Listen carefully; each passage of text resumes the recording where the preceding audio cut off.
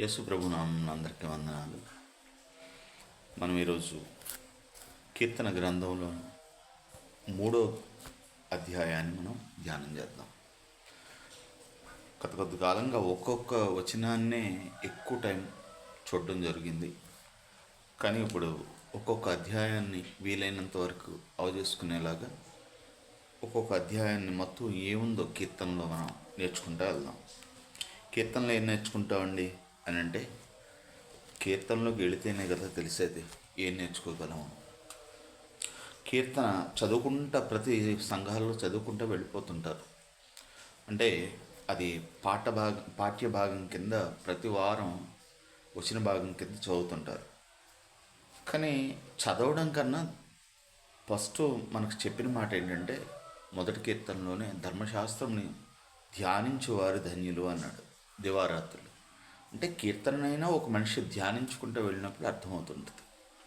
అదే రీతిగా చూసినప్పుడు 30వ కీర్తన ఎందుకు రాశాడు అన్నదాన్ని మనం చూసుకుంటూ వెళ్ళాలి. రాసిన స్థలం చూస్తే అరణ్యం. రాసిన స్థలం ఏ ప్రాంతం నుండి రాశాడు అంటే అరణ్యం. రాసింది ఎవరంటే దావీదు. రాసిన కారణం ఏంటంటే, అబ్షాలోములో దగ్గర నుండి తన కొడుకు తనను తరిమేసినప్పుడు, తన కొడుకు వలన ప్రమాదం జరిగినప్పుడు, ఆ ప్రమాదంలో ఆయన ఆ ప్రాంతాన్ని విడిచిపెట్టి వెళ్ళిపోయినప్పుడు అరణ్యంలో ఉండి రాశాడు. బహుశా దావీదు జీవితంలో 2 సంఘటనలు మనకి కలిపి కనపడుతుంటాయి. మొదటి సంఘటన ఏంటంటే, సౌలు చేత తరంబడి అరణ్యంలో చాలా కాలం బ్రతికాడు. కానీ ఇప్పుడు తన కడుపును పుట్టిన అబ్షాలోము చేత తరంబడి కొంతకాలం బ్రతికాడు. అయితే ఇదే కీర్తనలో 2 మార్లు సెలా అన్న మాట ఉంటుంది. సెలా అన్న మాటకి రకరకాల అర్థాలు ఉన్నాయి. ఆ అర్థాల్లో ఒక అర్థం ఏంటంటే, శత్రువులు అనేక మంది ఉన్నారు, ఆలోచించు. ఆగి ఆలోచించు. శత్రువులు ఉన్నారు, ఆలోచించు. సెల అంటే ఆగి ఆలోచించు. అదే రీతిగా రెండవ మాట ఏంటంటే, దేవుడు స్పందిస్తాడు ఆలోచించు. దేవుడు స్పందిస్తాడు. మొదటిది ఏంటంటే, శత్రువులు ఎక్కువ మంది ఉన్నారు, ఆలోచించు. రెండోది ఏంటంటే, దేవుడు స్పందిస్తాడు, ధ్యానించు. మూడో కారణం ఏంటంటే, ఆయన నీకు ఏ మేలు చేశాడో ఒకసారి ధ్యానించు అన్నమాట. స్పందించు, ధ్యానించు, ఆలోచించు. ఇది సార్ ఆగి ఆలోచించు. ఆలోచించడం అంటే ఆగి ఆలోచించు. ఇక ఈ వచ్చిన సారం ఏంటి అంటే, దీని ముగింపుగా దేవుణ్ణి విశ్వసించు. ఈ 3వ కీర్తనలో ఆఖరి మాట ఏంటంటే, దేవుణ్ణి విశ్వసించు, ఎందుకంటే దేవుడే కాపాడుతాడు. ఈ సారంగా ఈ కీర్తనలో 7 వచనాలు ఉన్నాయి. 8 వచనాలు. ఈ 8 వచనాల్లో మొదట తన శత్రువుల విషయం చెప్పాడు. రెండోది మధ్యస్థంగా వచ్చేపాటికి దేవుడు తన పక్షాన ఉన్నాడని చెప్పాడు. ఇక ఆఖరికి వచ్చేపాటికి అంటాడు, దేవుడు నా పక్షాన్ని న్యాయం తీస్తాడు, ఆయనే కలుగజేసుకుంటాడు అంటాడు. ఈ 3 తత్వాలు ఈ కీర్తనలో మనకు కనపడుతుంటాయి. ఒకటేంటంటే, నాకున్న ప్రమాదాలు చెప్తున్నా. 2 ఏంటంటే, నాకున్న దేవుణ్ణి చెప్తున్నా. 3 ఏంటంటే, నన్ను రక్షిస్తాడని నమ్మకాన్ని నేను చెప్తున్నా. ఇది ఈ 3 పదాల మధ్యన ఉన్నది, ఈ 3 అర్థాల మధ్యన ఉన్నది ఈ 3వ కీర్తన. ఇక 3వ కీర్తన రాసిన టైంలో ఏం జరిగింది, పరిస్థితులు ఎలా ఉన్నాయి, పరిస్థితులు తన మీద ఏ పరిస్థితుల్లో తను ఉన్నాడు అని ఆలోచిస్తే, అబ్షాలోము తన తండ్రికి తిరుగుబాటు చేసిన కాలం. అబ్షాలోము ఎంతగా తిరుగుబాటు చేశాడంటే, తన తండ్రిని సింహాసనాన్ని తను తీసుకోవాలనుకున్నాడు. తను సింహాసనాన్ని తీసుకోవాలన్న ఒక నిర్ణయానికి వచ్చినప్పుడు దాన్ని అమలు చేయడానికి చాలా తెలివిగా ఈ సింహాసనం ఎక్కడానికి తన ప్లాన్ అమలు చేయడం ప్రారంభించాడు. ఎలా అంటే, ప్రజలందరినీ తన తండ్రి పైన ఉన్న వ్యక్తులందరినీ తన పక్షాన తిప్పుకోవడం ప్రారంభించాడు. ఎలా ప్రారంభించాడు? మొదటి సమూయేలు గ్రంథం, 2వ సమూయేలు గ్రంథం 15వ అధ్యాయం మొదటి వచనం చూసుకుని 6వ వచనానికి వెళ్దాం. పరిస్థితులు ఎలా ఉన్నాయి అని చెప్పడానికి మనం దీన్ని చూడాలి. ఆ కీర్తన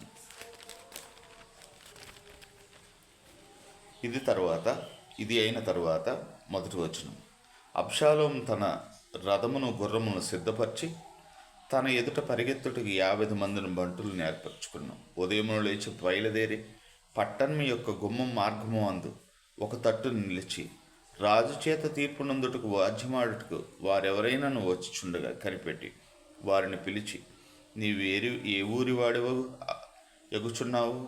నీ దాసుడైన నేను ఇశ్రాయేలు గోత్రముల ఫలానా దానికి చెందినవాడినని చెప్పగా, అబ్షాలోము నీ వాద్యము సరిగాను న్యాయంగా ఉన్నది, దాన్ని విచారించుటకు నియమించబడినవాడు రాజునొద్ద ఒక్కడూ లేడు అని చెప్పి, నేను ఈ దేశమునకు న్యాయాధిపతి ఉంటే ఎంతో మేలు.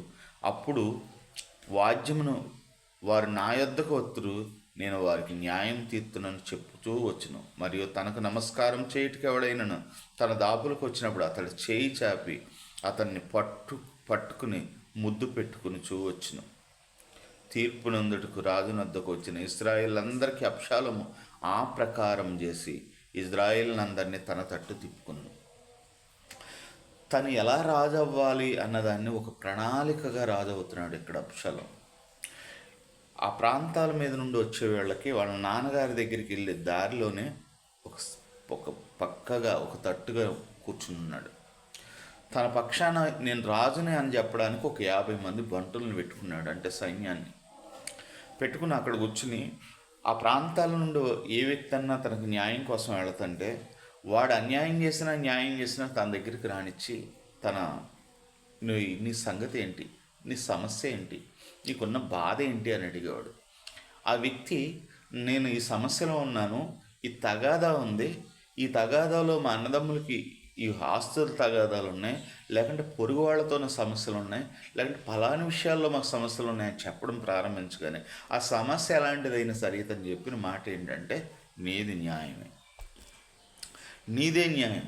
కానీ నీ న్యాయానికి తీర్పు తీర్చగలిగినవాడు అక్కడ ఎవడో లేడు. నీ న్యాయానికి తీర్పు తీర్చగలిగిన రాజు ఆ స్థానంలో లేడు. కాబట్టి నేనుంటే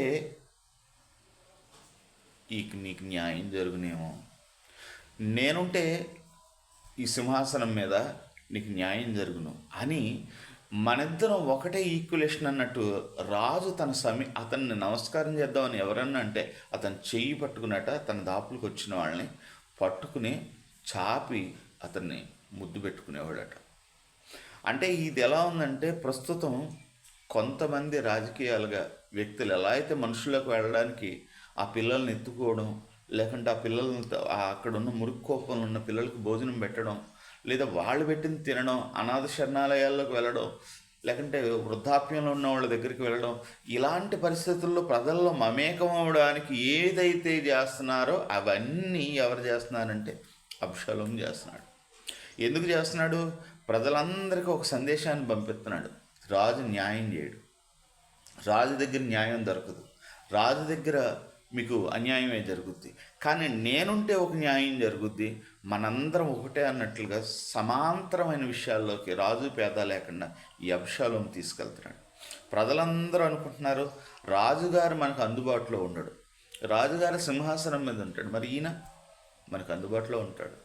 రాజుగారి దగ్గరికి వెళ్ళాలంటే సెక్యూరిటీ ప్రాబ్లమ్స్ ఉంటాయి, ఎన్నో సమస్యలు ఉంటాయి. కానీ ఈయనే మన దగ్గరికి వచ్చి మనం ముద్దు పెట్టుకున్నాడంటే, కాబట్టి ఈయనతో మనం ఉండాలి, ఈయన మనకు రాజుగా ఉంటే బాగుంటుంది అన్నది ఇజ్రాయేల్ అందరూ ఒక మనసుని తన తట్టు తిప్పుకోవడం ప్రారంభించాడు. అందుకనే అబ్షాలోము తన మీద కుట్ర చేస్తున్నాడట. ఇలా ఉన్న సందర్భంలో ఏమైంది అని ఆలోచిస్తే 12వ వచనాన్ని గురిస్తే తండ్రితో చెప్పాడు, బలి అర్పించవలన అబ్షాలోము గిలోతీయుడైన అహోతిలే అని దావీదు యొక్క మంత్రి గీలో అను అతని ఊరు నుండి పిలిపించి ఉన్నను. అబ్షాలోముకు దగ్గరకు వచ్చిన జనం మరి ఎక్కువ అగుటి చేత కుట్ర బహుబలమాయను. ఇలాంటి పరిస్థితుల్లో దావీదు ఆ దేశాన్ని విడిచిపెట్టి అక్కడున్న ప్రాంతాన్ని విడిచిపెట్టి అరణ్యానికి వెళ్ళిపోయాడు. ఈ అరణ్యంలోకి వెళ్ళిపోయిన దావీదు ఏం చేస్తున్నాడంటే ఒక కీర్తన రాస్తున్నాడు. కీర్తన ఎందుకు రాసుకోవాలి అని అంటే, మనిషి చాలా బాధల్లో ఉన్నప్పుడు మనిషిని ఆదరించేది ఏంటంటే పాటలే. చాలామంది బాధలో ఉన్నప్పుడు కొంతమంది పాట పాడతారు, సంతోషంలో ఉన్నప్పుడు పాట పాడేవాళ్ళు ఉన్నారు.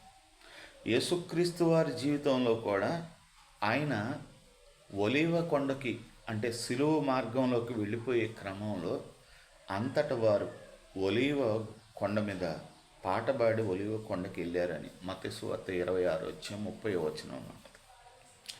అంతటి వారు ఒక కీర్తన పాడి ఒలీవ కొండకి వెళ్ళారు. అంటే ఈ కీర్తన పాడడం అనేది ఆ రోజుల్లో వాళ్ళకి అలవాటుగా ఉన్నది. కానీ దావీదు దీన్ని ప్రజల్లోకి తీసుకెళ్ళక ముందులో దావీదు ఈ కీర్తనలు చాలా ఎక్కువ రాసిన వ్యక్తి ఎవరంటే దావీదే. మరి కీర్తన గురించి అదే దావీదు ఏమని అంటాడు అంటే 42వ కీర్తన 8వ వచనంలో తను ఒక మాట చెప్తున్నాడు. 42వ అధ్యాయం 8వ వచనం, అదే కీర్తన గ్రంథం. పరిస్థితులు ఇవి. కీర్తన గురించి ఆయన ఉద్దేశాలని చెప్తున్నాడు.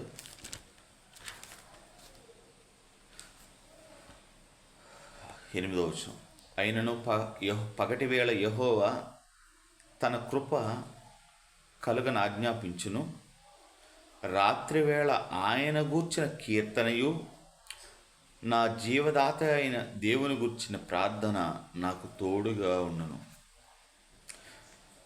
ఇక్కడ ఏమంటున్నాడంటే రాత్రి నాకు కీర్తన తోడుగా ఉంటుంది అంటున్నాడంటే ప్రార్థనా కీర్తనే నా తోడు అంటున్నాడు. అంటే మనుషులు తనను విడిచిపెట్టవచ్చు, రాజ్యం పోవచ్చు, ఇవేది తనతో లేకపోయినా తనను ఎంతమంది వదిలేసినా తనున్నదైనకున్న తను చెప్పవలసిన మాట ఏం చెప్తున్నాడంటే కీర్తన నాకు తోడుగా ఉంటుంది. అంటే ఈ పాట పాడినప్పుడు నేను ప్రార్థన చేసినప్పుడు దేవుడు నా తోడుగా ఉంటాడు. ఈ పాట పాడినప్పుడు నాకు ధైర్యాన్ని ఇస్తుంది. ఈ కీర్తన పాడినప్పుడు నా హృదయంలో ఆ కీర్తన నా వెనకాల తోడుగా ఉన్నట్టు ఉంటుంది అంటున్నాడు. కొంతమంది చీకట్లో వెళ్ళిపోయేటప్పుడు పాటలు పాడుతుంటారు. ఆ భయాన్ని పోగొట్టుకోవడానికి పాటలు పాడేవాళ్ళు కూడా ఉంటారు. దేవుడి పాటలు చాలామందిని మీరు చూసే ఉంటారు ఈ విషయాలు. కాబట్టి కీర్తన ఏం చేస్తుందంట, తనకు తోడుగా ఉంటుందంట. ఇక కీర్తనలోకి వెళదాం. కీర్తనలోకి వెళ్ళినప్పుడు ఏమేమి ఉన్నాయి?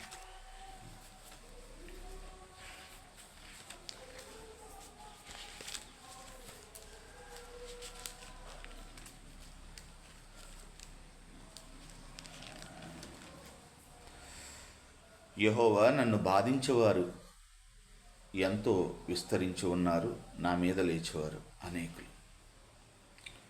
దావీదు ఇక్కడ ఏమంటున్నాడంటే విస్తరించారు అన్నాడు. మనం ఇందాక చూసాం, జనం ఎక్కువ గుట చేత కుట్ర బహుబలమాయను. అంటే విస్తరించారంటే ఎలా విస్తరించారు? అప్పటి వరకు శత్రువులేతోనే సమస్య అయితే అప్పటి వరకు తనతో మిత్రత్వంగా నటించి తనతో స్నేహంగా ఉన్నట్టుండి తన ప్రాణమిత్రుడిగా మాట్లాడిన వ్యక్తులు కూడా శత్రువులుగా మారిపోయారు. ఎందుకు మారిపోయారంటే అబ్షాలోము తన మనసులో ఉన్న ఒక దుష్ట ఆలోచనని ప్రజల్లోకి బలంగా తీసుకెళ్ళబట్టి అప్పటి వరకు ఉన్న దావీదు వాళ్ళ దృష్టికి ఎలా కనపడుతున్నాడంటే దావీదు దుర్మార్గుడు, దావీదు మంచివాడు కాదు, దావీదు చెడ్డవాడు అన్నట్టు కనపడుతుంది. ఎందుకు ఇది తీసుకెళ్ళేటప్పుడు అబ్షాలోము ఇంత మాత్రమే తీసుకెళ్ళి ఉంటాడు కదా. ఉరియా విషయంలో న్యాయం, తన దగ్గర ఉన్న సైన్యంలో ఉన్న ఉరియా విషయంలో న్యాయం చేయలేదు. తన దగ్గర ఉన్న 30 మంది శూరుల్లోనే దావీదు ఒక ఆయన్ని చంపించాడు. కాబట్టి తన దగ్గర ఉన్న వాళ్ళకే సెక్యూరిటీ లేదు కాబట్టి నమ్మదగిన వ్యక్తుల్ని కూడా చంపిస్తాడు. కాబట్టి ఇలాంటి నమ్మకమైనడు కాదు ఈయనని ప్రజల్లోకి అతను తీసుకెళ్ళాడు. అలాంటి తీసుకెళ్ళిన కాలంలో తను ఎవరి మీద అయితే ఎక్కువ ఆధారపడేవాడో దేవుడు తర్వాత అబ్షాలోము మీద ఎక్కువ ఆధారపడేవాడు. బైబిల్లో రాయబడిన మాట ఏంటంటే అబ్షాలోముకి దావీదుకి అహీతోహేలు మాట దేవుని మాట వంటిది మాటగా ఉండెను అని. అంటే తన మంత్రి.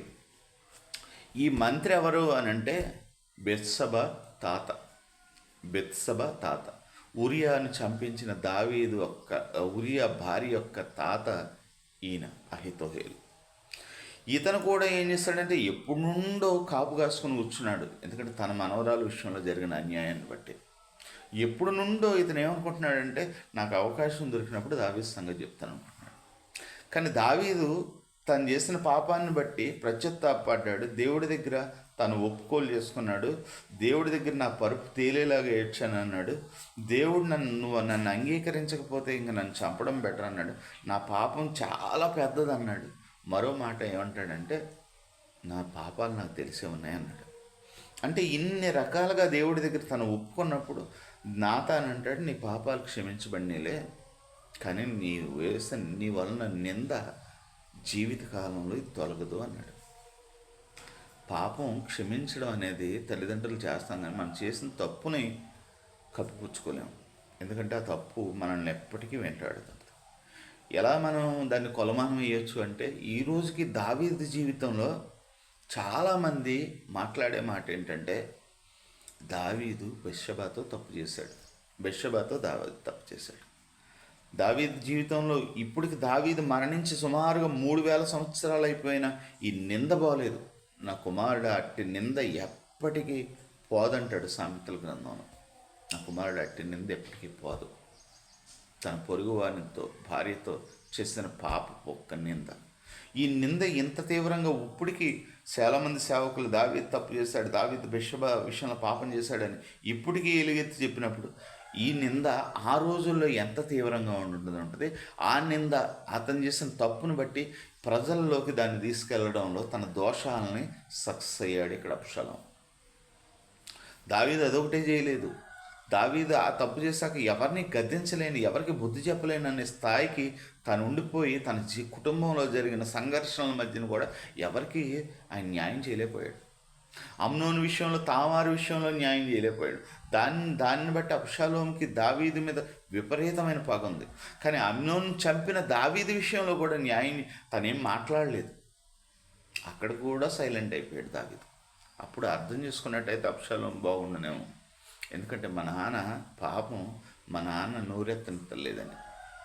కానీ ఇక్కడ అబ్షాలోము ఏం చేసుకున్నాడంటే తాను చెల్లెల విషయంలో జరిగిన అన్యాయాన్ని గుర్తుంచుకున్నాడు, కానీ తాను అన్యాయాన్ని బట్టి తన సొంత కుమారుడు దావీదు కొడుకుని నేను చంపానన్న అన్యాయాన్ని మాత్రం మర్చిపోయాడు.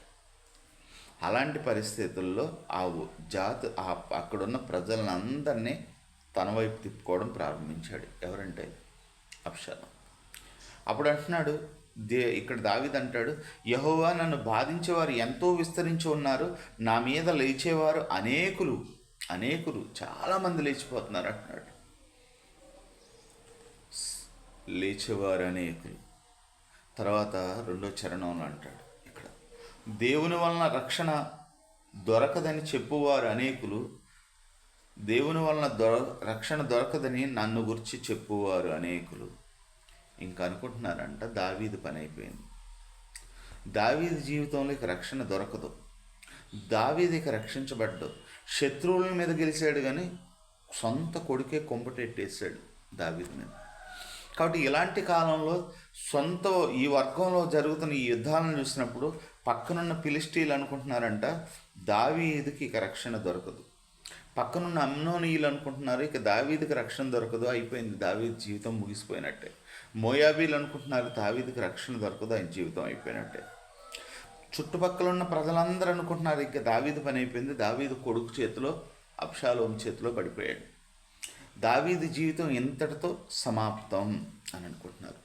అంత మాత్రమే కాదు, దావీదు శత్రువులు సంతోషపడుతున్నారు. ఎందుకంటే షిమి అన్నవాడు రాళ్ళు ఇసురుకుంటా అంటాడు.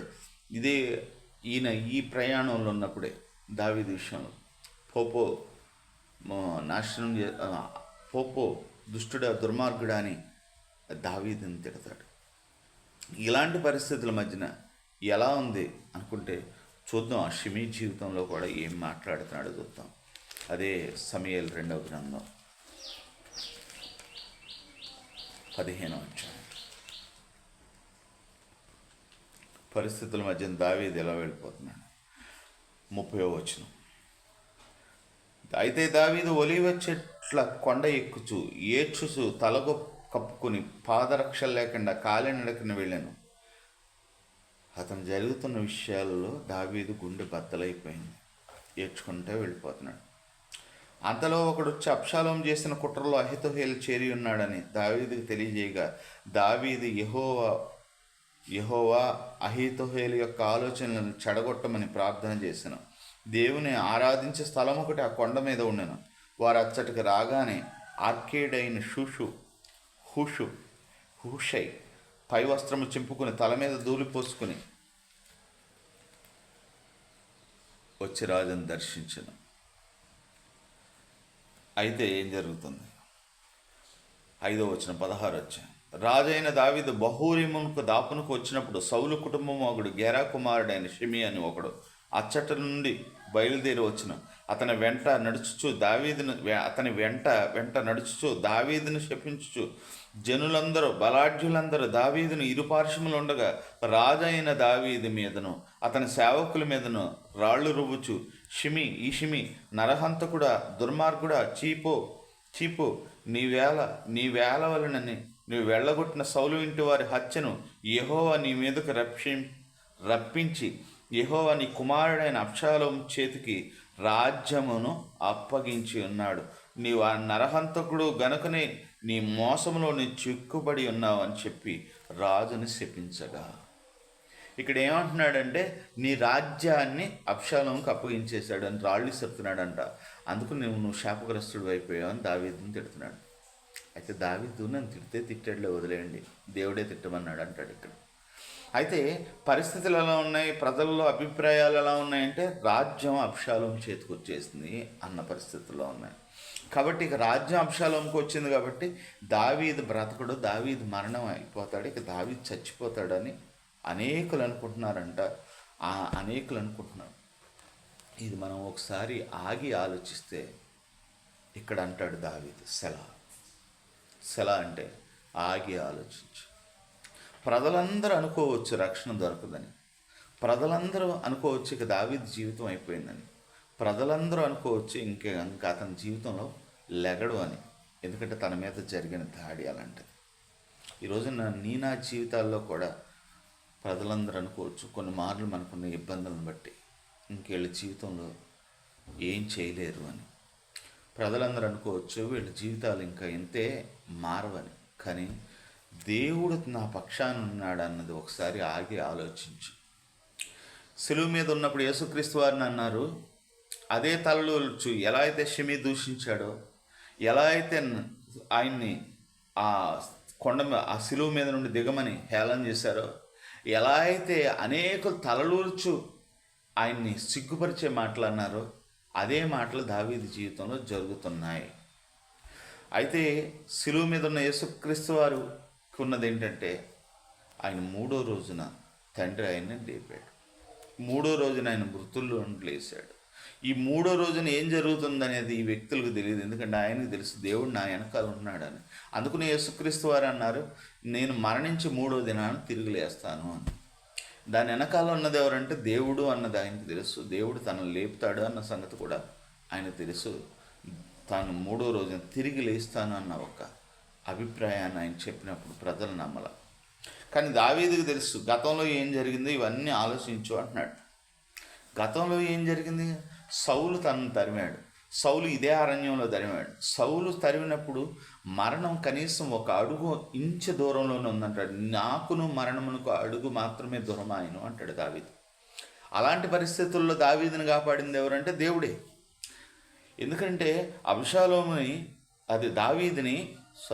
దావీదుని పట్టణంలో నాశనం చేయాలనుకున్నాడు సౌలు, జరగల. కోటలో నాశనం చేయాలనుకున్నాడు, జరగలేదు.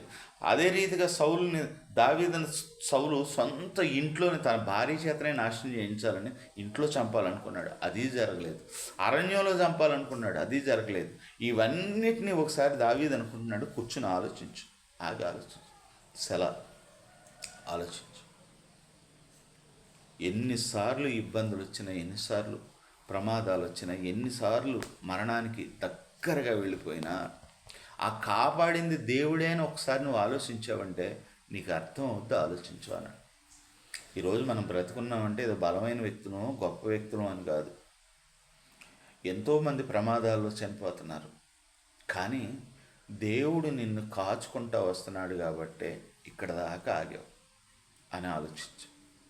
అసలు నా జీవితంలో అన్ని ప్రమాదాలు ఇంటికోసలో ఎందుకు తప్పిపోయినాయి అని ఆలోచించు. ఇంతమంది ఎన్ని మాట్లాడినా సరే దేవుడు నా పక్షాన ఉన్నాడు, ఆయన మాత్రమే నన్ను రక్షిస్తాడు అని ఆలోచించు. మరణంలో నిన్ను మాత్రమే ఆయన నన్ను విడిపించగలిగినాడు ఆయనే. నేను రేపొద్దున చనిపోయాక తిరిగి లేసేది, రిజలక్షన్ జరిగేది ఆయన వల్లనే అని ఆలోచించు. ఈ లోకంలో ఉన్న వాళ్ళందరూ ఒక పక్కకి వెళ్ళిపోయినా, ఈ లోకం అంతా ఒక పక్షం వహించిన నా పక్షాన ఉన్నది దేవుడే అని ఆలోచించు అని అంటుంది కీర్తన. కాబట్టి మనం ఆగి ఆలోచించాలంటే దావీదు అనుకుంటున్నాడంట, నా మనసు ఒకసారి ఆలోచించు. గొలియాతు చేతిలో నుండి నిన్ను బ్రతికించిన వాడు దేవుడే, ఆలోచించు. సింహం చేతిలో నుండి నేను రక్షించిన వాడు దేవుడే, ఆలోచించు. ఎలుగుబంటి చేతిలో నుండి నేను రక్షించిన వాడు ఆలోచించు. దేశానికి రాజే తనను టార్గెట్ చేసినప్పుడు తనను బ్రతికించిన వాడు ఆయనే అని తన మనసుతో చెప్తున్న మాట ఏంటంటే సెల. ఆలోచించు. కాబట్టి మరో పాటుగా దీన్ని మాట్లాడు. అందరికీ వందనాలు.